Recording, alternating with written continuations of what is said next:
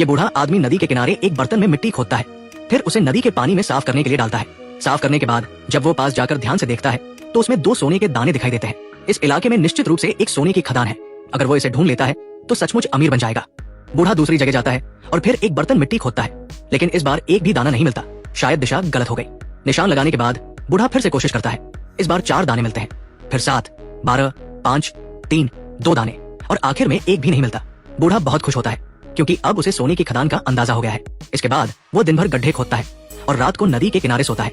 भूख लगने पर वो नदी से मछली पकड़ता है और पक्षियों के घोंसले से कुछ अंडे ले लेता है, लेकिन इस बार बदकिस्मती से उसकी चोरी को पक्षी की मां देख लेती है। शर्मिंदगी महसूस करते हुए बूढ़ा अंडे वापस रख देता है, लेकिन फिर सोचता है कि एक अंडा तो ले ही लेता हूँ। वैसे भी छोटे पक्षी को गणित नहीं आता।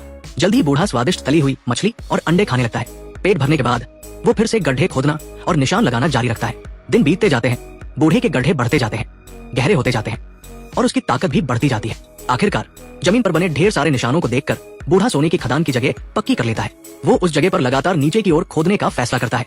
जब गड्ढा एक आदमी से ज्यादा गहरा हो जाता है तो सचमुच उसे एक सोने का ढेला मिलता है। वो जल्दी से उसे अपने थैले में डाल लेता है। थोड़ी देर बाद उसे एक बड़ा पत्थर मिलता है, जिसे तोड़ने पर पता चलता है कि वो सोने से भरा हुआ है।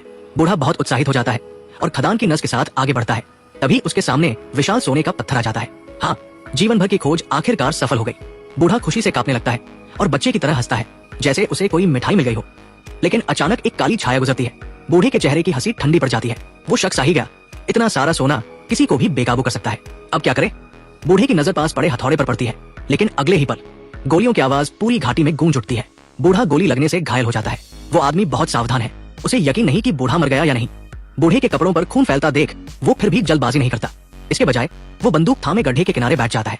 जेब से तंबाकू और सिगरेट का कागज निकालता है, एक सिगरेट बनाता है और बूढ़े के पूरी तरह मरने का इंतजार करने की सोचता है।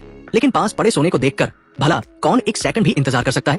बूढ़े के कपड़े खून से लथपथ हो जाते हैं। शायद अब वो मर गया होगा। वो आदमी सिगरेट बुझाता है और सोने की ओर कूदने को तैयार होता है। ये सब मेरा है। लेकिन बूढ़ा मरा नहीं था। वो जमीन पर पड़ा एकदम स्थिर उस मौके का इंतजार कर रहा था। लड़ाई के दौरान बूढ़ा उस आदमी के चेहरे पर मिट्टी फेंक देता है और मौका पाकर उसकी बंदूक छीन लेता है। एक गोली चलती है और वो आदमी मारा जाता है। अब सबके फोन की बैटरी कितनी है कमेंट में बताएं। एक ही बैटरी प्रतिशत वाले दोस्त बन सकते हैं। बूढ़ा मुश्किल से गहरे गड्ढे से बाहर निकलता है। वो बहुत भाग्यशाली है। उस आदमी की गोली ने उसके शरीर को भेद दिया था, लेकिन कोई नाजुक अंग नहीं छुआ। नदी के किनारे कुछ दिनों तक आराम करने के बाद उसकी चोट काफी हद तक ठीक हो जाती है। वो उस आदमी को गड्ढे में फेंक देता है। ये जगह तुम्हारी कब्र के लिए ठीक है। फिर 2 बोरे सोना गधे पर लादता है और अपने गांव का गीत गाते हुए हमेशा के लिए वहां से चला जाता है। सोने की घाटी फिर से शांत हो जाती है। मछलियां आजादी से तैरती है, तितलियां नाचती है, हिरन आराम से घास चरते हैं।